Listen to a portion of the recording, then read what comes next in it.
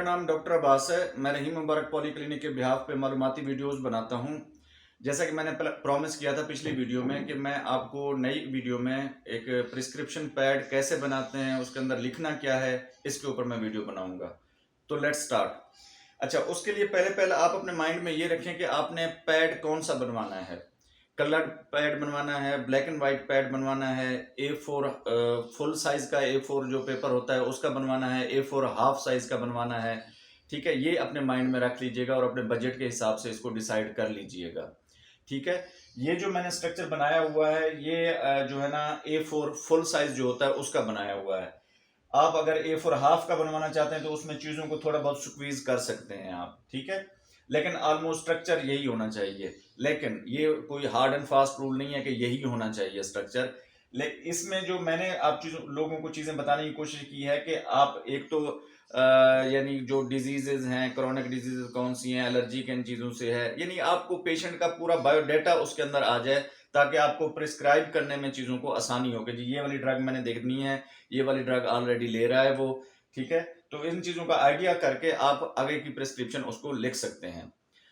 तो जो है ना आपने क्या क्या चीज़ें आपके एक प्रिस्क्रिप्शन पैड पे होनी चाहिए। First of all monogram.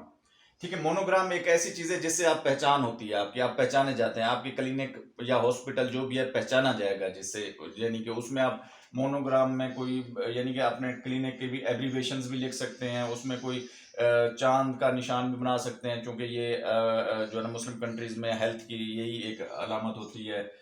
Urdu Arabic में भी लिख सकते हैं हुआ शाफी, कुछ इस तरह का, यानी कि आप उसको करना चाहें तो कर सकते हैं। उसके बाद ये मोनोग्राम आप एक साइड पे भी लगा सकते हैं, दोनों साइडों में भी लगा सकते हैं, वो आपके अपने जो है ना पेपर की लेंथ के ऊपर और आपके नाम के ऊपर और जो है ना इसकी खूबसूरती के ऊपर डिपेंड करता है। ठीक है, एक साइड में भी लगा सकते हैं, दोनों साइडों में भी लगा सकते हैं। उसके बाद क्या लिखना है आपने, क्लिनिक नेम लिखना है। अच्छा, बाज औकात जो है ना दो चीजें हो जाती हैं, या तो लोग ऊपर क्लिनिक का नेम लिख देते हैं या फिर डॉक्टर का नेम लिख देते हैं। ठीक है, डॉक्टर का नेम ऊपर लिखेंगे तो फिर डॉक्टर की डिग्रीज भी जो होंगी वो भी लिखेंगे ऊपर ही। उसके बाद फिर क्लिनिक का नेम आएगा, ठीक है ना, और एड्रेस आएगा, फोन आएगा, टाइमिंग आएगी।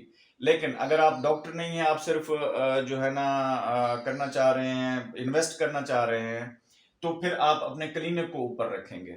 ठीक है जी, क्लिनिक नेम लिखेंगे, उसके बाद उसका एड्रेस क्लिनिक का आ जाएगा, क्लिनिक का फोन नंबर आ जाएगा जो कि अवेलेबल हो जिस वक्त भी कॉल कीजिए, उसके बाद क्लिनिक की टाइमिंग आ जाएगी। ठीक है, और डॉक्टर नेम आ जाएगा और डॉक्टर की डिग्रीज जो है वो आ जाएंगी। ठीक है, अगर आप खुद डॉक्टर हैं तो कोशिश करें कि इसी तरह का बनाए, डॉक्टर का नेम नीचे है, क्योंकि अल्टीमेटली तो आपका क्लिनिक नहीं चलना है ना। ठीक है, डॉक्टर का नेम इसलिए लिखते हैं कि ताकि लोगों को याद हो, उनके जहन में रहे कि हाँ यार फलां डॉक्टर है।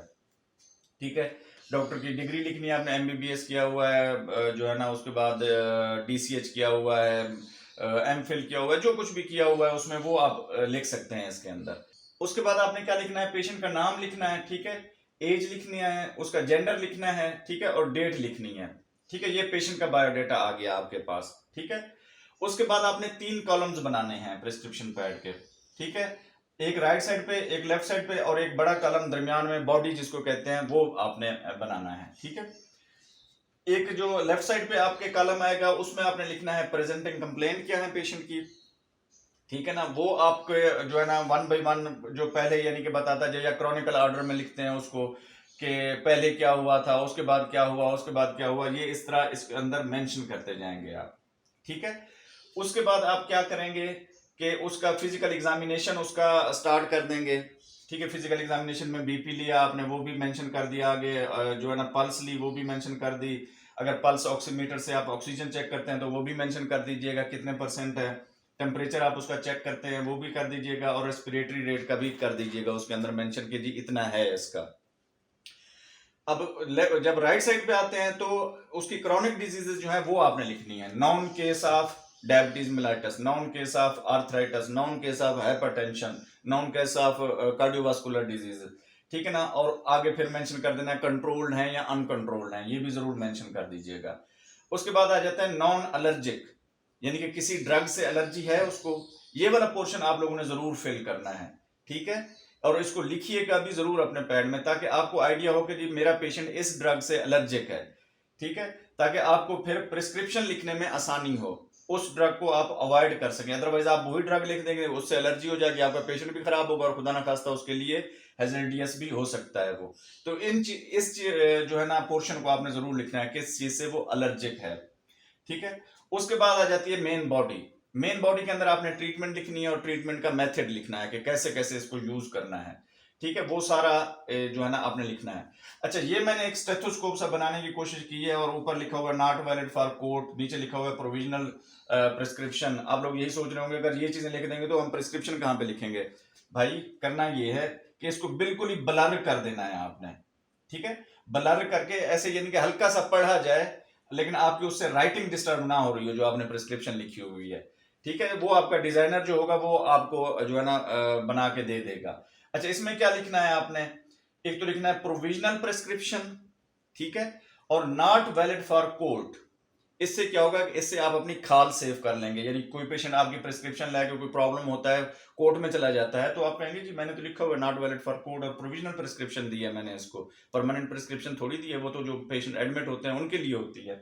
ठीक है, तो इस तरह आप कर सकते हैं। अच्छा, उसके बाद जो आपने पेशेंट्स को लैब्स लिखी हैं, ठीक है, वो भी मेंशन यहां पे कर देंगे जी पेशेंट को मैंने ये लैब्स रिकमेंड की हैं।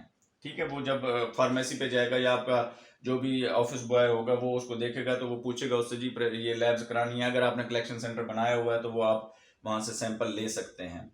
ठीक है, उसके बाद आपने क्या करना है, इंस्ट्रक्शंस लिखनी है। नीचे एक छोटी सी जगह बचा देनी है जिसके अंदर आपने इंस्ट्रक्शंस लिखनी है कि जी आप अगर गर्ड के पेशेंट हैं तो आपने मिर्च मसाले वाला खाना नहीं खाना, खाने के फौरन बाद नहीं सोना, अपने बेड को ऊंचा कर देना है सर वाली साइड पे।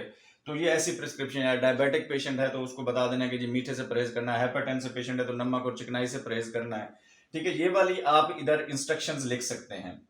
उसके बाद क्या आ जाता है कि हेल्थ फैसिलिटीज आप क्या क्या दे रहे हैं अपने हेल्थ फैसिलिटी के अंदर, यानी कि अल्ट्रासाउंड भी दे रहे हैं, ईसीजी भी दे रहे हैं, लैब की फैसिलिटी भी दे रहे हैं, फिजियोथेरापी की फैसिलिटी दे रहे हैं, गायनेकोलॉजिस्ट बैठी हुई है। ठीक है, वो वाली फैसिलिटीज यहाँ पे आप मेंशन कर देंगे जी हमारे क्लिनिक में ये चीजें भी अवेलेबल हैं, और फिर उनकी टाइमिंग भी लिख देंगे। ठीक है ना, अगर सिंगल फैसिलिटी है तो उसकी टाइमिंग तो लिख सकते हैं, लेकिन अगर डिफरेंट फैसिलिटीज बैठती हैं आपके क्लिनिक पे तो हर एक का टाइम भी डिफिकल्ट है, तो फिर वहां पे अपना फोन नंबर भी मेंशन कर देंगे जी मजीद मालूमात के लिए इस फोन नंबर पे रब्ता करें।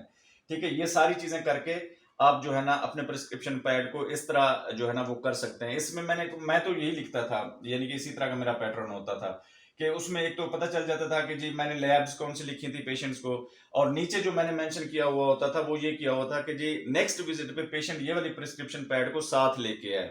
उसकी रीजन ये होती थी पेशेंट जब आता था मेरे पास, उसके पास शॉपर होता था, मैं कहता था जी ये वो पहले वाली लिस्ट निकालें। उससे ये है कि मुझे अंदाजा भी हो जाता था कि इसका नाम क्या है, किस बीमारी के साथ आया था। मैं डायरेक्ट ही फिर वहां से नाम से मुखातिब करके जो है ना शुरू करता था। ठीक है, वो इसके ये कम्युनिकेशन स्किल क्या है, पेशेंट आपके पास आए तो आपका जेस्चर क्या होना चाहिए, पेशेंट को कैसे आपने रिसीव करना है, वो सारी जो है ना कम्युनिकेशन स्किल के ऊपर मैं अगली वीडियो बनाऊंगा इंशाल्लाह, उसमें भी हम तफसील से ये चीजें डिस्कस करेंगे। ठीक है, तो ये वाली सारी चीजें आप जो है ना पैड के ऊपर जरूर मेंशन कीजिएगा। लेकिन फिर वही कि अगर आप A4 हाफ साइज बना रहे हैं तो उसमें ये सारी चीजें शायद मुश्किल हैं, वो यानी कि छोटी लिख देंगे तो वो अच्छी नहीं लगेंगी, फिर उसमें कुछ चीजों को आप स्क्वीज आउट कर दें। ठीक है ना, अगर A4 फुल बनवा रहे हैं, A4 साइज पेपर बनवा रहे हैं, तो फिर ये वाली चीजें तो कम जरूर मेंशन कीजिएगा, और कोशिश कीजिएगा अगर बजट ज्यादा देता है तो कलर्ड प्रिंट करा लीजिएगा इसका, अदरवाइज ब्लैक एंड व्हाइट भी चल जाएगा। ठीक है, उम्मीद है ये मालूमाती वीडियो आपको पसंद आई होगी। हमारे चैनल को लाइक, सब्सक्राइब और दोस्तों के साथ शेयर जरूर कीजिएगा। शुक्रिया।